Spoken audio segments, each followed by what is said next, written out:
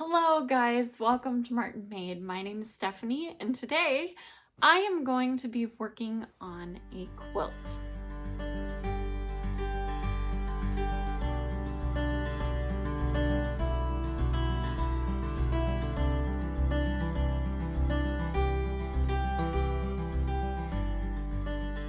Before my daughter was born, I was working on a quilt. I worked on a quilt for my son and I was able to get that finished for him. And I have a quilt that I gave to him. But this quilt I had started for my daughter and I got so close to being done and I just didn't get it finished. And just so much happened right before my daughter was born, and then I went into having a bunch of seizures, which if you follow my channel at all, you will know that I am still struggling with that. But the Lord knows and has a reason why I wasn't able to finish this. There just wasn't that time. So I'm going to work on this today and I'm going to try my best to get it done. So I hope you will stick with me and come along.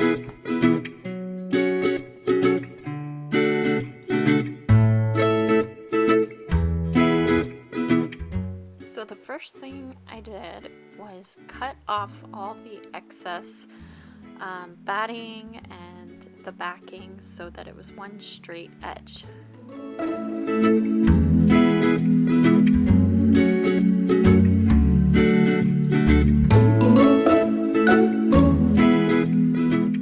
Once it was all cut, I needed to make up some edging for it.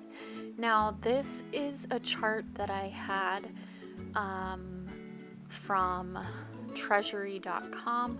It talks about your raw edges and your salvage edges, if you don't know what those are. But what I needed was the bias. And how I got that was I took the salvage edge and the raw edge and I folded it into a triangle like you see here, and then cut off the excess.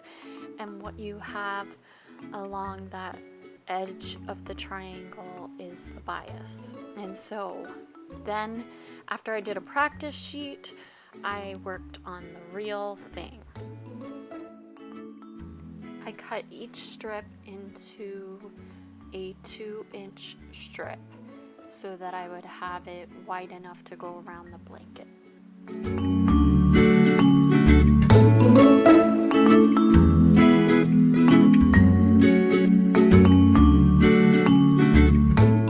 So by the time it was all said and done, I had a bunch of strips of bias.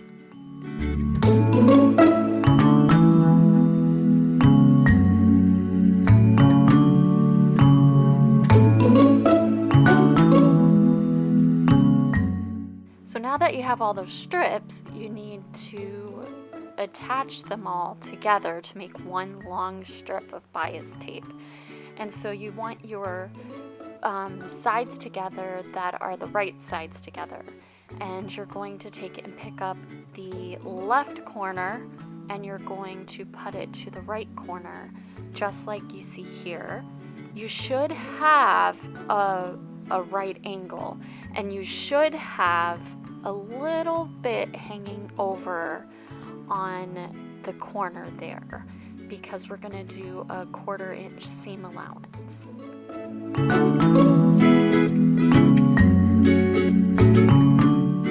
Now, to attach the bias tape, you're going to want to start on the back and you're going to want to make sure that the right sides are together.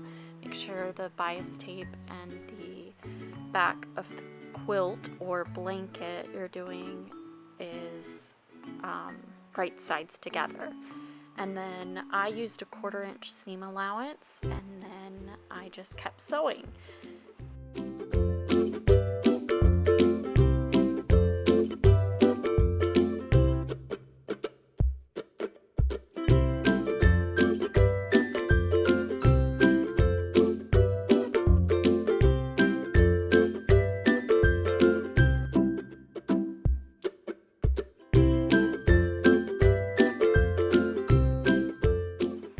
coming to the corners can be a little tricky, so what you're going to do is you're going to stitch all the way to the corner, and then you're going to put one finger under and the other one over top of the bias that you just stitched, and you're going to make a nice mitered edge. I can link a video down below that kind of explains this even further in detail. That way when you flip this over, you're going to have a really nice mitered edge as opposed to something that looks a little unfinished. Then once you go to finish, I usually fold the raw edge over and then just bring a little extra over top of that and then just stitch that in place.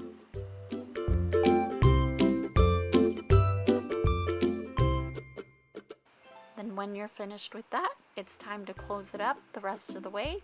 And by doing that, you're going to flip your material over once and then over a second time and then stitch it down. You can flip it over once, stitch it, flip it over a second time, stitch it, and then you end with a beautiful blanket, but you can do it the other way as well. But anyway, this is my little girl's blanket that I made her. I'm absolutely loving it. She's absolutely loving it. And I'm so glad it's done.